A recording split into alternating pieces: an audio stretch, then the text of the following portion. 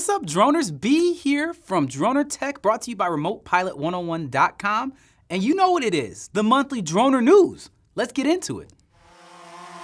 All right, so the first story is a very interesting story because if you go in our Wayback Machine to some earlier Dronr Newses, I actually talked about in December of 2019 about how there are some drones flying over Nebraska, some parts of western Nebraska, and over Colorado at night that are pretty much like aliens. Nobody knows what they are. They're huge. They come in swarms. They disappear. Nobody knows what's going on. And so that has aroused a lot of curiosity to the point where it's just like, yo, it might be time to get some like federal officials up in here. Let us figure out what is going on with this, because the size of these drones are too big and there's too many and there's too well coordinated for this to be kosher.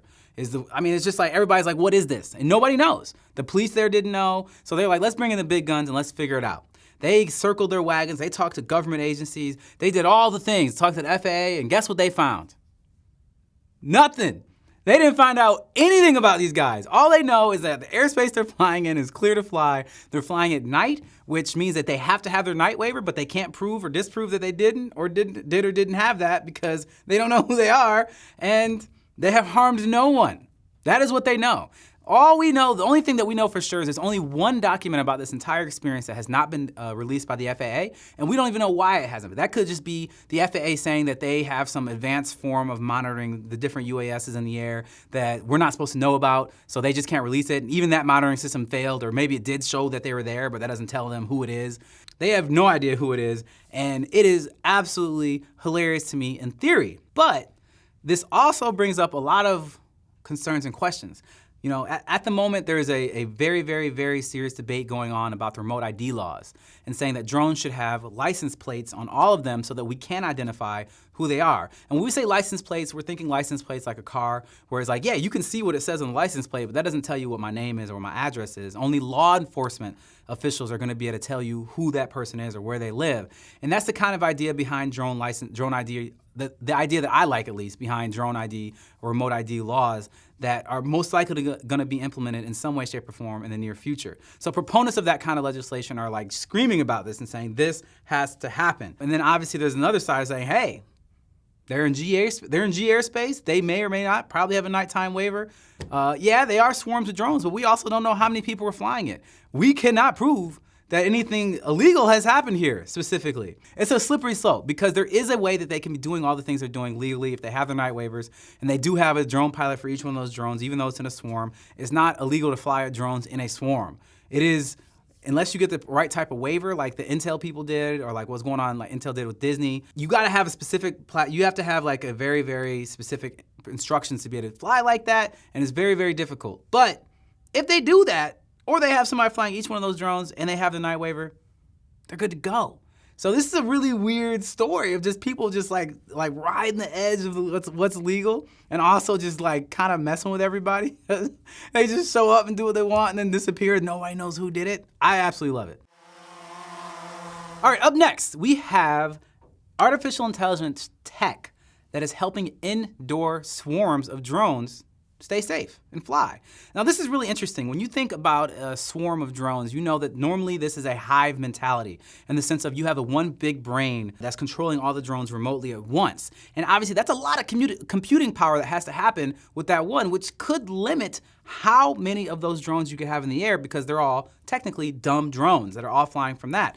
Now this type of algorithm, the AI, is actually giving each and every single one of these drones their own computing power and the ability to be able to make decisions in the air, sense the things around them, as well as the other drones. So they can sense the environment, they can sense other drones, and that allows them to be able to do more complex maneuvers and be able to do more coordinated things that maybe the big brain model can't do. Now, what's important about this technology? Well, besides us being able to expand the ability for these drones to be able to do more bigger things on a bigger scale, also, this same exact technology is being looked to be used in AI, or self-driving cars. This is pretty cool, I think, because I know that one of the biggest challenges when you're looking at like what the Intel did, the Intel 500 and all that, is a lot of it was really, I shouldn't say easy, but it's a lot easier that they did a lot of those flights outdoors because the radio transmissions and the GPS and everything is very, very easy to have when you're outdoors, especially when you don't have all these radio frequencies. But when you get indoors, the GPS becomes exponentially more difficult. You might not have any GPS. So having the drones have the ability to see and feel, or I should say, sense the things around them, and be able to also make decisions based upon what they're sensing around them makes things so much easier and allows the technology of what we can do indoors with drones. It changes things. And I'm really excited to see how this gets applied, obviously to drone cinematography, but also to like the industry. And when you're looking at like enterprise type drones that are doing the surveying and things like that, it's like, will this be helpful for them and say, hey, just deploy the swarm inside of the Hoover Dam and go like look for all the cracks or something? I don't know. This could be something that could really help advance that type of technology that could help us be a lot more efficient at the big project scales that we do. Big scale project. However you word that, like that. Up next, possible interference with GPS signals for drones. Let's take it back. This is how this story starts. Back in April of 2020, the FCC granted a license for transmitters on their 5G networks that would operate on an L-band network. Now, the L-band network is a network that is actually right next to the same frequency that GPS is on. And there's been some concerns raised about these types of networks interfering with drones. And what they were actually able to find after studying it is that a regular drone, like a DJI drone, does have GPS interference when they are within 0.6 miles of any of these transmitters. And then even the bigger drones, like enterprise drones, like Matrices, the ones that are more sensitive to that, can have interference issues up to 2 miles away from them, which is a very, very big deal. And it became a bigger deal in the UK, where a Matrice 600 Pro was being used to do surveying and like lost GPS, lost everything, and then crashed into a house, which if you don't know how big an M600 is, it's like this.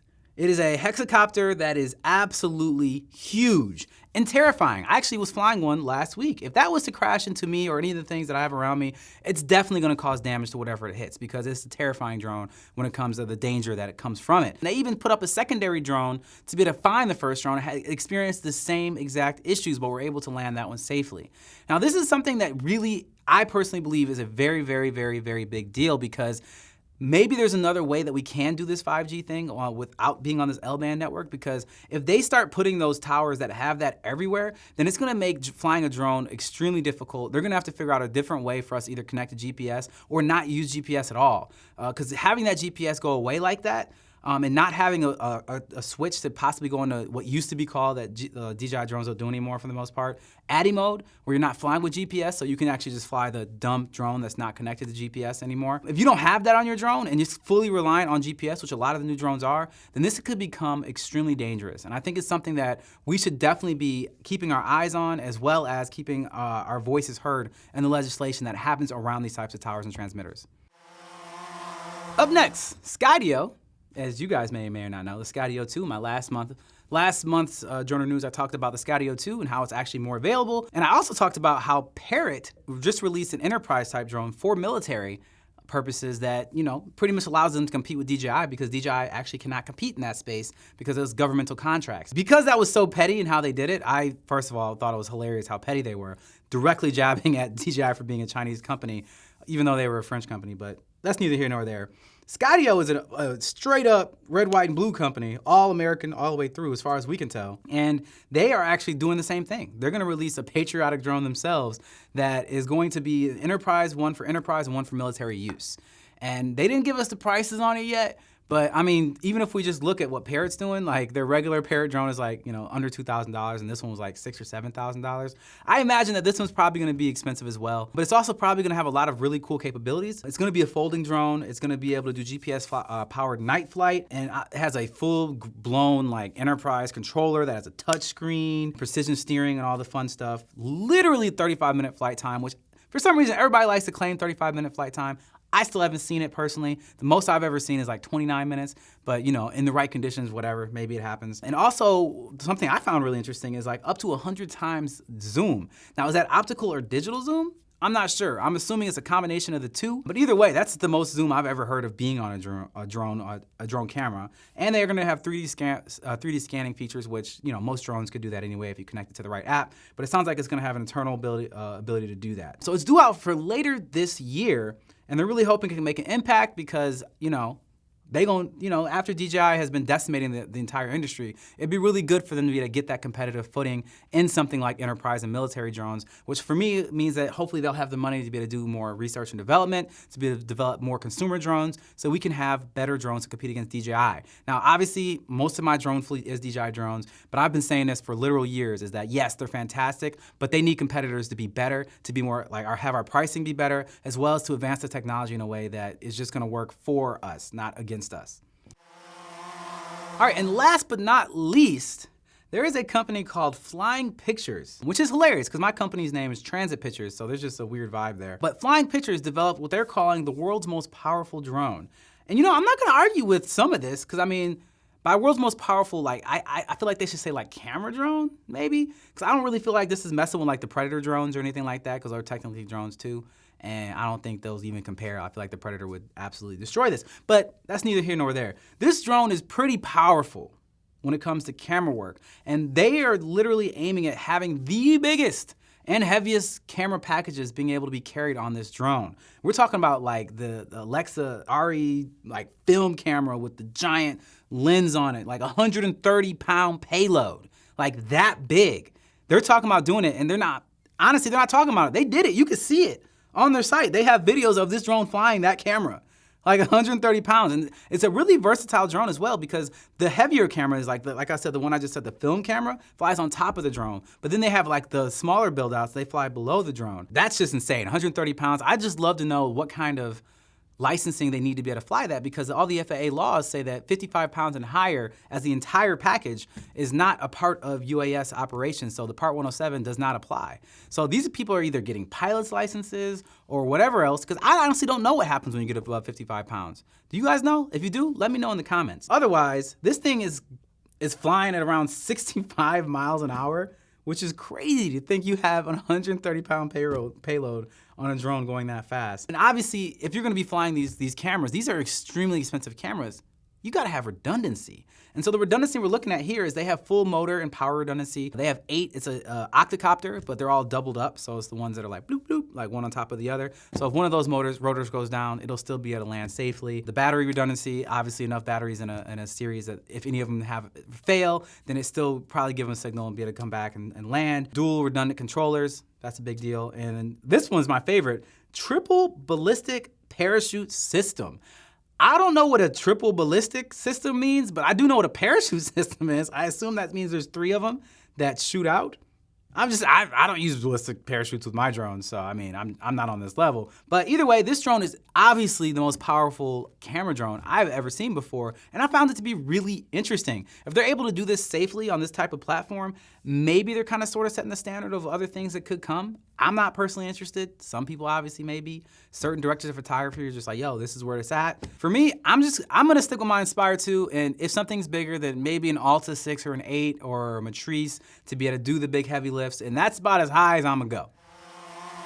Droners, thank you so much for checking out this month's Dronr News. I hope you guys enjoyed it. And remember, it was brought to you by RemotePilot101.com. And as always, I want you guys to make sure you subscribe and stay fly.